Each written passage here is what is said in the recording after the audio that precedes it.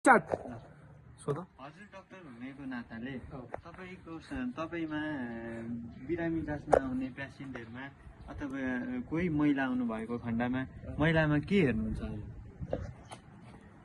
फेरि एकचोटि जस्तै कुनै पनि हजुरको हस्पिटलमा कुनै महिला आफ्नो समस्या परीक्षा गर्न आउनुहुन्छ भने हजुरले के हेर्नुहुन्छ सुरुमा? आफ्नो समस्या भनेको त्यो आफ्नो कुन हो कस्तो होइन, महिलाको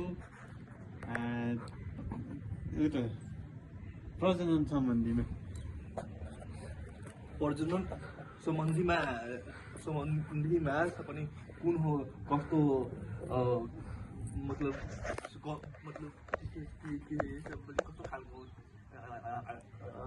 त्यसपछि हजुर जस्तै महिलाहरूको उमेरमा कन्टेक्समा महिलाहरूले बिहे गर्ने उचित समय र उमेर कति हो?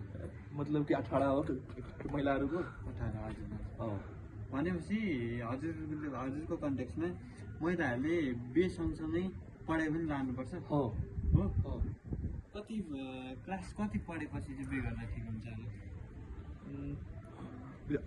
कति मतलब क्लास मतलब कि होइन कि आफूमाथि कि डिपेन्ड भएछ कि 12 अथवा कि ब्याचलर मतलब कि आफूमाथि कि डिपेन्ड भएपछि मतलब कि बिहा गरे ठिक हुन्छ क्या? क्यामेरा पनि हजुर तपाईँ म्यारिड हो कि अनम्यारिड? म चाहिँ मतलब कि अनम्यारिड हो।